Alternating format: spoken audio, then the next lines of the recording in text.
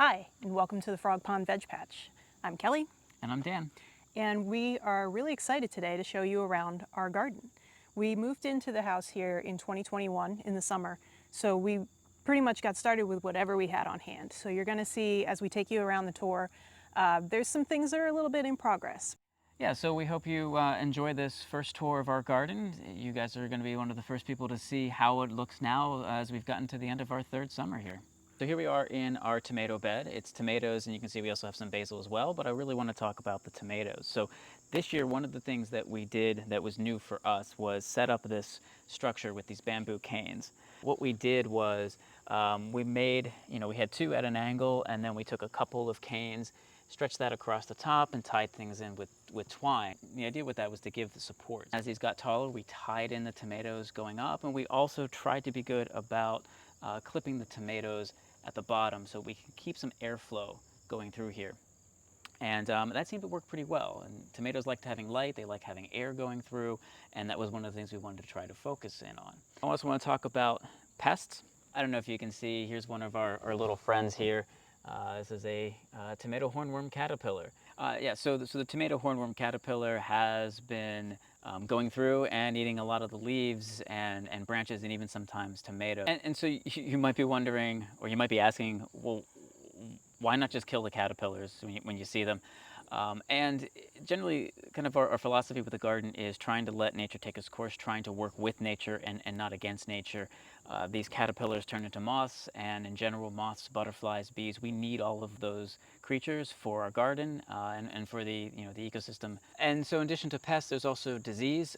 You can see here we've got some spots on these leaves. The spots are caused by bacteria, and they get here from overhead watering, and it's not generally recommended with tomatoes. At least this summer for us, we haven't had a choice. Nature's been doing lots and lots of overhead watering here where we are in New Hampshire. We've done our best. So this bed here, we've been doing a rotation of crops throughout the whole season. Right now we have green beans, we have some green onions, I've got a scattering of plants that I'm growing in pots and a few odds and ends that I had left over.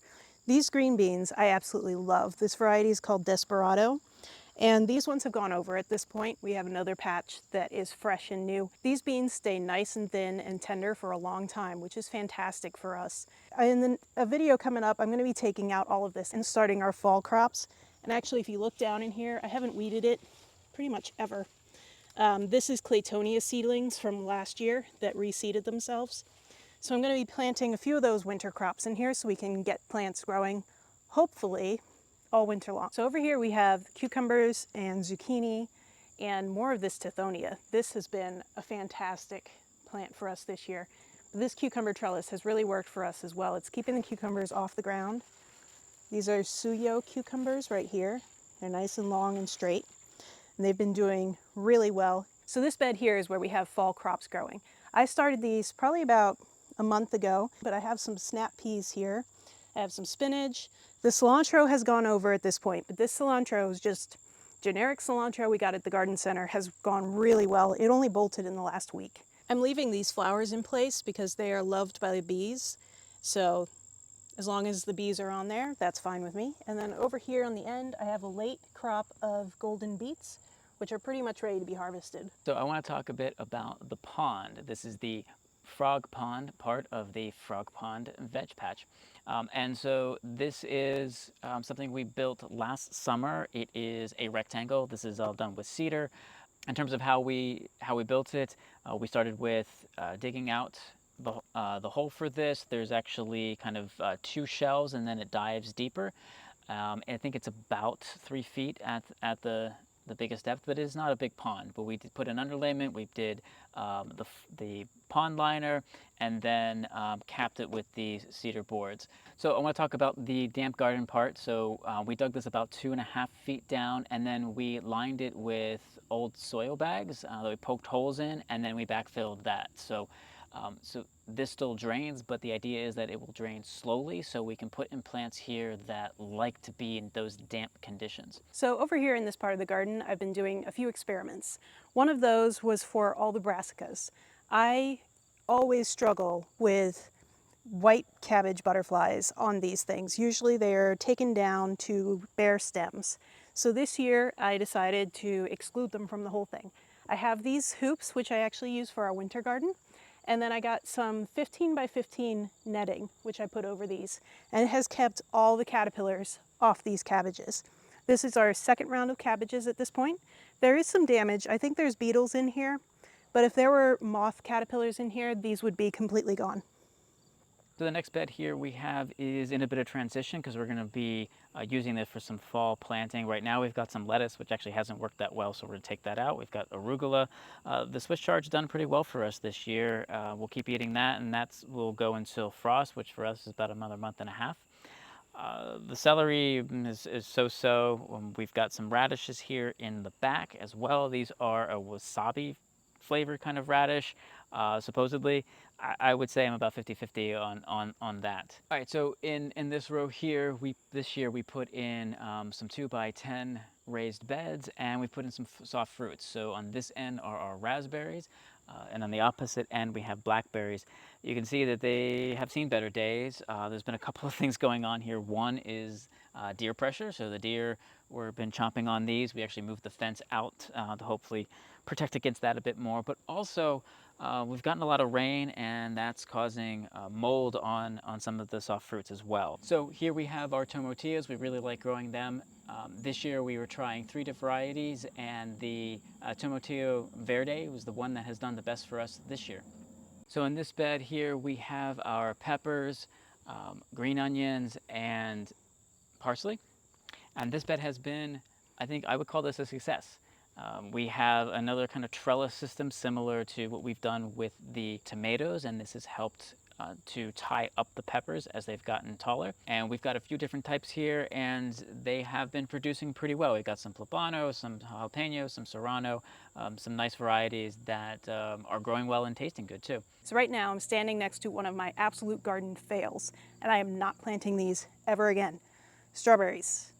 I know everybody loves strawberries in their garden, and I get that, but they are such a pain. In order to do strawberries correctly, you pretty much need 4 places to grow them. The first year they kind of languish, the second year they put on a good crop, the third year is okay, and the fourth year they need to be replaced. So you need to have a succession in your garden just for strawberries. And I don't have, like, this garden is big, but I don't have that kind of space. And as you can see here, these have they've eaten everything. This is actually a blueberry in here that you can hardly see.